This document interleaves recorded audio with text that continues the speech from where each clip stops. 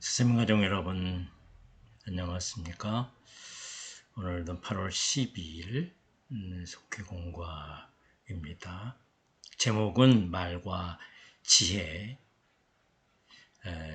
한 주간의 삶을 나누고 조용한 기도와 찬송하고 또 대표 기도하면서 오늘의 말씀을 함께 나눕니다. 야고보서 3장 1절부터 18절입니다. 제가 읽어드립니다.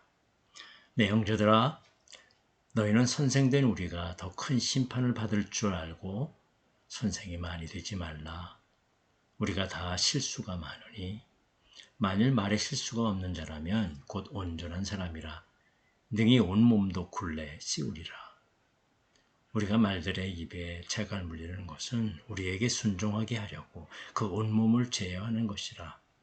또 배를 보라. 그렇게 크고 광풍에 밀려가는 것들을 지극히 작은 키로서 사공의 뜻대로 운행하나니 이와 같이 혀도 작은 지체로 돼 큰 것을 자랑하도다. 보라, 얼마나 작은 불이 얼마나 많은 나무를 태우는가. 현 곧 불이요 불의의 세계라.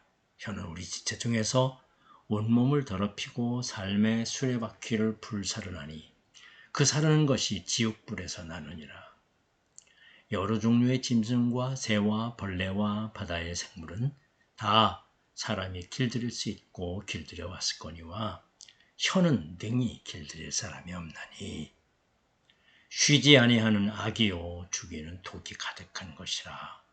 이것으로 우리가 주 아버지를 찬송하고 또 이것으로 하나님의 형상대로 지음받은 사람을 저주하나니 한 입에서 찬송과 저주가 나오는도다. 내 형제들아, 이것이 마땅하지 아니하니라. 샘이 한 구멍으로 어찌 단물과 쓴물을 내겠느냐. 내 형제들아, 어찌 무화과나무가 감람 열매를, 포도나무가 무화과를 맺겠느냐. 이와 같이 짠물이 단물을 내지 못하느니라. 너희 중에 지혜와 총명이 있는 자가 누구냐. 그는 선행으로 말미암아 지혜의 온유함으로 그 행함을 보일지니라. 그러나 너희 마음속에 독한 시기와 다툼이 있으면 자랑하지 말라. 진리를 거슬러 자랑하지 거짓말하지 말라. 이러한 지혜는 위로부터 내려오는 것이 아니요 땅 위에 있는 것이요 정욕의 것이요 귀신의 것이니 시기와 다툼이 있는 곳에는 혼란과 모든 악한 일이 있음이라. 오직 위로부터 난 지혜는 첫째 성결하고 다음에 화평하고 관용하고 양순하며 긍휼과 선한 열매가 가득하고 편견과 거짓이 없나니 화평하게 하는 자들은 화평으로 심어 의의 열매를 거두느니라. 말씀을 나눕니다. 말은 사람의 지혜에서 매우 중요한 역할을 합니다. 그런데 많은 사람이 축복의 말보다는 사람들을 쓰러뜨리는 저주와 악독한 말을 더 많이 사용하는 게 현실입니다. 이러한 인간의 연약함을 인지한 야고보서 저자는 오늘 본문에서 혀가 가진 위험성에 대해 강조하고 말하는 사람의 책임성을 피력하고 있습니다. 그러면서 말이 실수가 없도록 잘 제어하는 사람이 온전한 사람이라고 말합니다. 야고보가 말하는 바른 언어 생활을 하려면 어떻게 할까요? 첫째로 말의 실수를 줄여야 합니다. 작은 불씨로 온 숲을 태울 수 있듯이 불과 같은 혀 하나로 우리는 되돌릴 수 없는 상처를 주거나 피해를 주고 있습니다. 혀에서 나오는 말이 별거 아닌 듯 보이지만 우리의 생각과 달리 부주의한 말은 한 가정이나 공동체를 한순간에 파괴할 만큼 큰 영향력을 가지고 있습니다. 악한 말이 불의한 일을 만드는 것입니다. 그래서 야고보는 혀를 두고 쉬지 않는 악이요 죽이는 독이 가득한 것이라고 아주 심하게 말합니다. 마부가 말을 다스리기 위해 그 입에 자갈을 물리듯 믿음의 사람은 실수하지 않도록 자신의 말을 제어합니다. 나아가 오해의 말이나 비난, 거짓말 대신 상대방의 장점이나 칭찬의 말을 하고 자주 감사를 전합니다. 길들이기 어려운 우리의 혀이지만 조심하면서 말실수를 줄이도록 훈련하면 우리를 온전한 사람으로 이끌어 줄 것입니다. 두 번째, 말은 한결같아야 합니다. 예수님은 맹세가 아닌 그냥 예할 것은 예하고 아니할 것은 아니라 꼭 맹세하지 말아라 라고 가르치십니다. 언어의 이중생활을 하면서 가식적으로 사는 우리의 연약함을 너무도 주님께서는 아셨기 때문입니다. 야고보는 같은 샘구멍에서 어떻게 단물과 쓴물이 나올 수 있느냐며 한 입으로 하나님을 찬송하면서 동시에 사람을 저주해서는 안 된다고 지적합니다. 바울도 무릇 더러운 말은 너희 입 밖에도 내지 말고 오직 덕을 세우는데 소용되는 대로 선한 말을 하여 듣는 자들에게 은혜를 끼치게 하라고 했습니다. 살면서 한 입으로 쓴물과 단물을 동시에 내지 않도록 주의해야 합니다. 특히 그리스도인은 예수님처럼 한결같은 말로 삶의 갈증을 느끼는 사람들에게 생수가 되어야 할 것입니다. 실제로 우리는 하늘에 속한 지혜로 말합니다.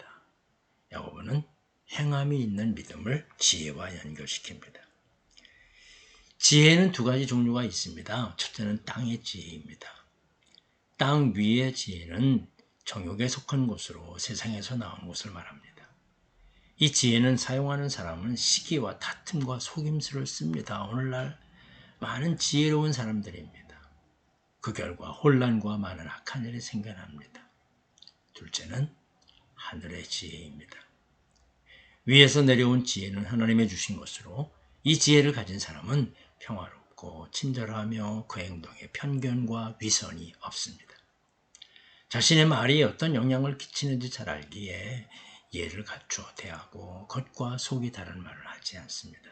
그래서 하늘의 지혜를 가진 사람에게는 선한 열매가 있고 화평이 생겨납니다. 말은 그 사람의 인격을 그대로 드러낼 뿐 아니라 다른 이들의 삶에도 많은 영향을 끼칩니다. 그래서 바른 언어 생활이 필요한 것입니다. 오늘 내가 하는 말이 타인에게 용기와 희망과 능력을 주고 있는지 살펴보면서 주의해야 합니다. 그렇게 가르칩니다.